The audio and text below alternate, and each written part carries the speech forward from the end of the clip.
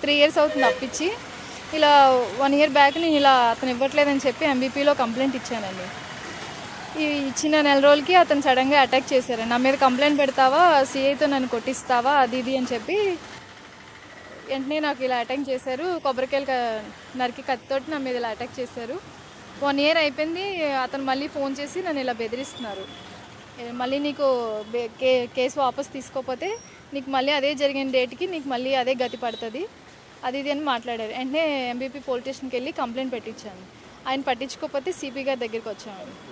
CP గారు వెంటనే ఆయన కాల్ చేసి బెయిల్ క్యాన్సిల్ చేసి యాక్షన్ తీసుకోమంటే ఇప్పటికి వచ్చి యాక్షన్ తీసుకోలేదండి. అందుకే మళ్ళీ కళ్ళకి వచ్చాను. మీరు ఎంత అప్పిచ్చారమ్మా? ₹1,00,000 అండి. ₹1,00,000 ఇచ్చారు. దాడి జరిగే టైంలో మీరు ఎక్కడ ఉన్నారు? ఇంటికి వచ్చి? లేదండి, నేను పని చేస్తానండి, పని దగ్గర ఉన్నానండి. మీకు ఇంతకుముందు ఆయనకి పరిచయం ఉందా? మీకు పరిచయం ఉంది, తెలిసిన ఆయనండి. ఇప్పుడు మీరు ఏం న్యాయం కోరుతున్నారు? అతని నుంచి నాకు ఏం జరగకుండా ఉంటే చాలు. నా పిల్లలు అన్యాయం అయిపోతారు నాకేమైనా అయితే. నేను అందుకు ఏం చేస్తానని చెప్పి బెదిరిస్తున్నారు? మళ్ళీ చంపుతానని బెదిరిస్తున్నారు.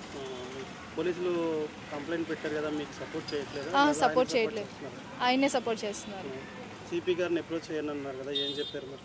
వెంటనే ఆయన్ని అరెస్ట్ చేయమన్నారు, బెయిల్ క్యాన్సిల్ చేసి. ఇప్పుడు దాకా ఏం లేదు. సిపి గారు చెప్పినా కూడా పట్టించుకోవట్లేదు? లేదు, పట్టించుకోలేదు. మీ మీద అటాక్ జరిగిందన్నారు కదా, ఏంటి ఎప్పుడు జరిగింది? ఎక్కడెక్కడ గాయాలు? కాలు మీద, చేతి మీద, నడుము మీద, వెనకాల బీప్ మీద. సంవత్సరం అవుతుందండి. రేపు 5వ నెల 3వ తారీఖు. లాస్ట్ ఫైనల్ కట్టుకాలు ఎప్పుడు వచ్చింది మీకు? మొన్న లాస్ట్ 12వ తారీఖున వచ్చిందండి. ట్రాన్సాక్షన్ కావాలి.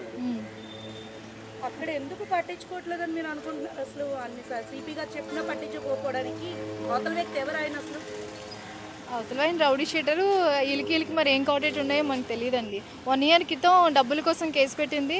మళ్ళీ అసలు ఏంటినని కూడా ఇలా కంప్లైంట్ పెట్టినప్పుడు ఏం జరిగింది ఏంటని తెలుసుకోకుండా తప్పుగా మాట్లాడుతున్నారు. ఇద్దరి వైపు తప్పు ఉంటుంది, ఒకరి వైపే తప్పు ఉంటుంది కదా అన్నట్టు మాట్లాడుతున్నారు. సిఐ గారు, ఎంబీపీ సిఐ గారు. పేరు మురళి గారు అండి. ఓకే, ఇప్పుడు మీరు అప్పిచ్చేటప్పుడు ఆయన రిటర్న్ డాక్యుమెంట్స్ అవి నేనేం తీసుకోలేదండి, తెలిసిన ఆయనని ఇచ్చానండి. ఓకే, మీకు ఇంత తెలిసినప్పుడు మరి ఆయన రౌడీ షీటర్ అనే విషయం తెలియదండి. అతను పైలెన్స్ తిప్పుతాడని తెలిసిందండి. నేను కావాలంటే 20,000 తీసుకున్నానండి. అదే టైంలో నేను ఇచ్చేసాను. ఆయనకి కావాలంటే నాకు హెల్ప్ చేశారు కదా, నేను హెల్ప్ చేశానండి. ఇవ్వడం మానేసి అది ఏదేదో అడుగుతుంటే నేను ఇంకా కంప్లైంట్ చేశానండి. Rowdy sheeter.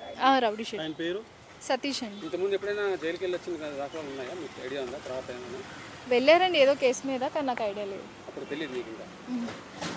ప్రస్తుతం ఆయన ఏం చేస్తున్నాడు, ఎక్కడ ఉంటాడు, ఆయన పేరు ఏంటమ్మా? ఎంబీపీలో ఉంటారండి, గజరాజా ప్యాలెస్ దగ్గర. ఆయన ఇల్లు అక్కడ? ఇల్లు సతీష్ అండి. ఏం చేస్తుంటాడమ్మా ఆయన? ప్రస్తుతం ఏం చేస్తున్నాడు? ప్రస్తుతానికి ఖాళీయేనండి.